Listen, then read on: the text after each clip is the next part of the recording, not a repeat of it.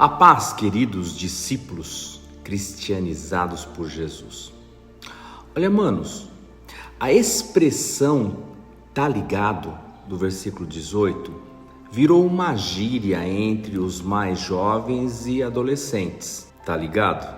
Mas também se tornou um chavão entre os crentes, como foi o "tá amarrado". Qualquer coisa dita já se sacava um "tá ligado", e em nome de Jesus, tá ligado. São slogans ensinados pela religião vazia. São frases de efeito, técnicas de hipnose espiritual, repetição recorrente, quase sempre de pessoas que vivem do palco. Usavam e usam para impressionar os outros. É triste que isso pegou e virou uma espécie de mantra, de concordância fria e infantil. Porque no versículo 18, Jesus não está falando com todo mundo, ele está falando com os apóstolos.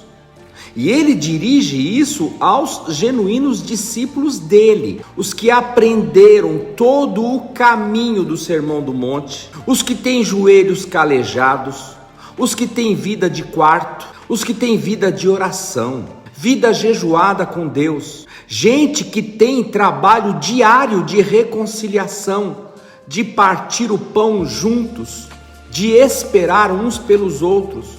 Esse é um texto para pessoas que vivem para religar pessoas, para reconciliar, não para cavar fossos, para inimizar. Não é para quem tem uma língua maligna e perversa para falar mal um dos outros, que ao invés de aproximar pessoas, separam e isolam, inclusive a si mesmos. Isso não é para gente ausente de convívio.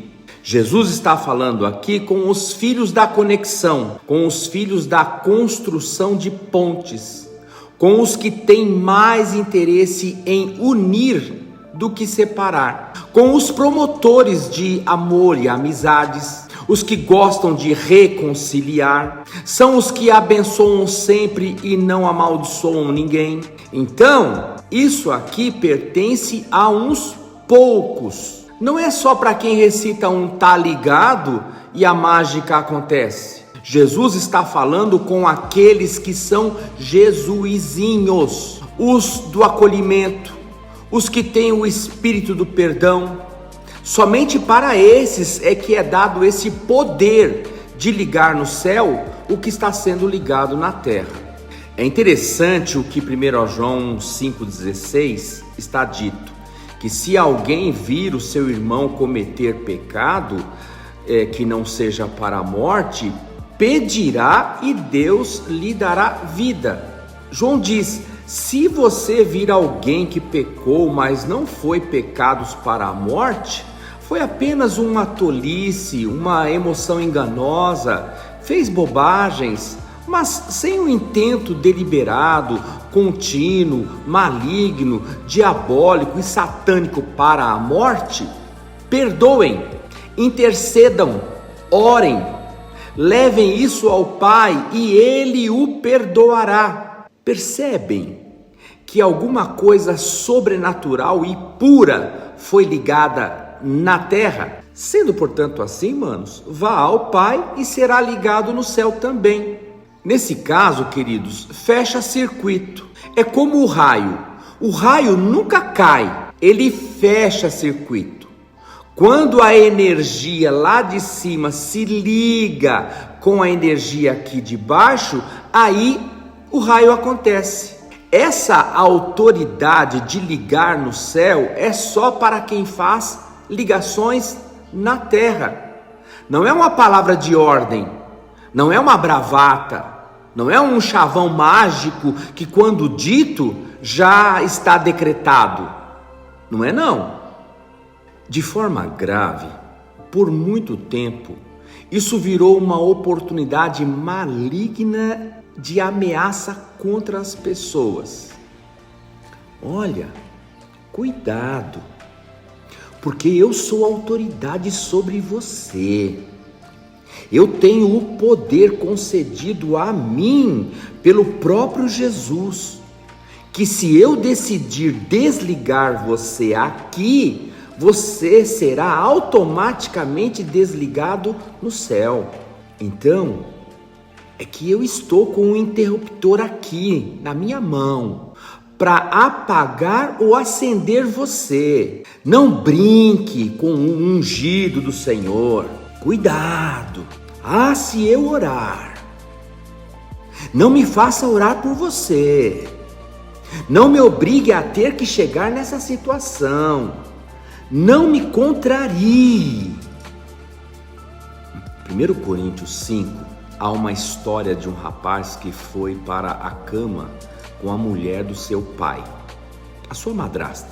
O Paulo, ausente de lá, determina, como se estivesse presente, no versículo 5, seja ele entregue a Satanás para a destruição da carne, para que o espírito seja salvo no dia do Senhor Jesus. Eu já vi pessoas fazendo isso em igrejas por aí.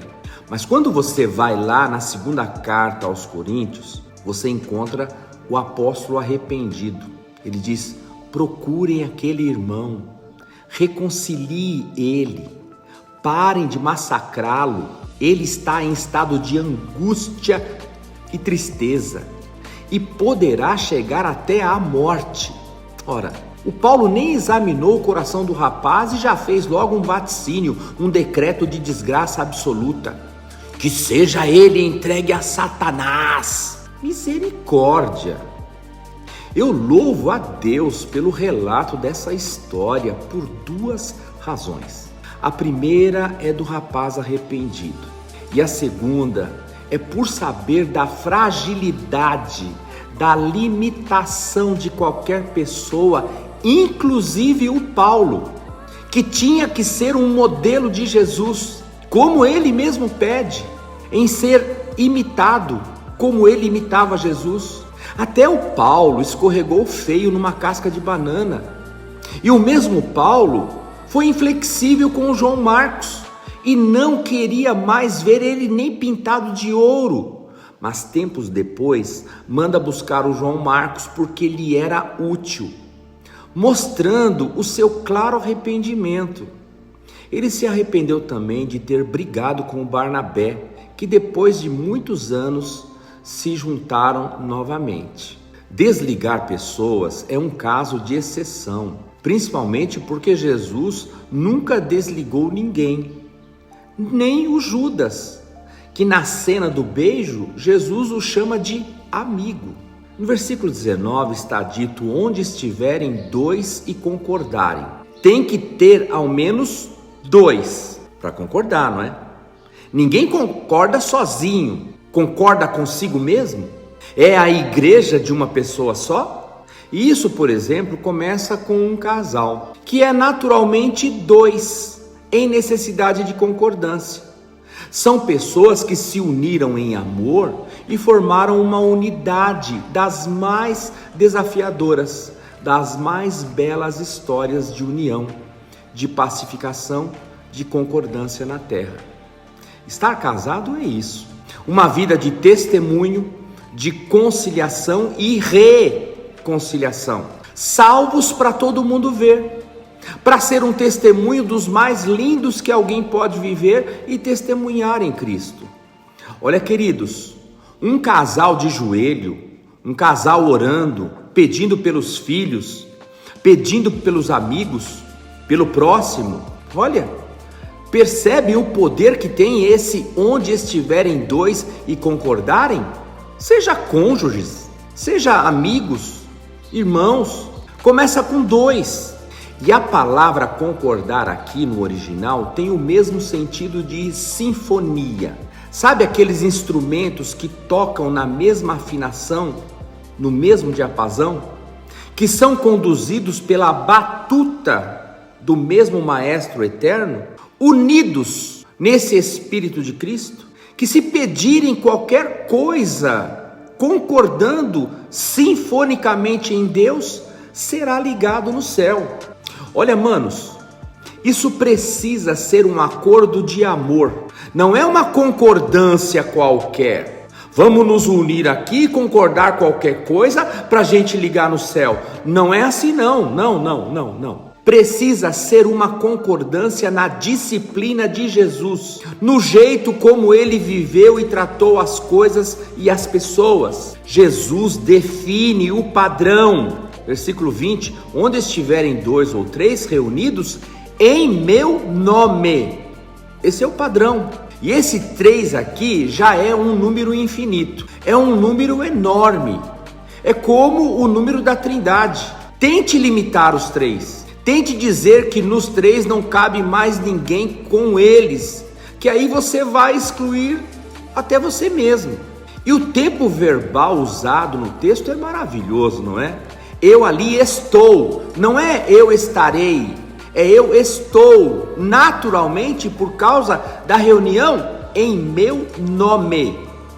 Olha, manos, é fácil encontrar as pessoas usando esse texto para justificar ou autenticar reuniões de pessoas, até para consolar sobre reuniões pequenas, 2 ou 3. Como quem diz, somos poucos, mas Deus prometeu estar com a gente. Não tem o menor sentido isso. A reunião de ligar no céu tem a ver com concordância e perdão. O contexto aqui é de perdão, de reconciliação, de andar juntos em concordância. Não tem nada a ver com culto. Frequentar culto onde não existe concordância, amizade, fidelidade, lealdade, companheirismo, conhecimento mútuo em reconciliação é só evento, poxa, é só ritual, é só cantoria vazia, ainda que tenha pelinhos arrepiados. Não está em acordo com essa proposta de Jesus nesse texto especificamente. Copiou? Deus os abençoe.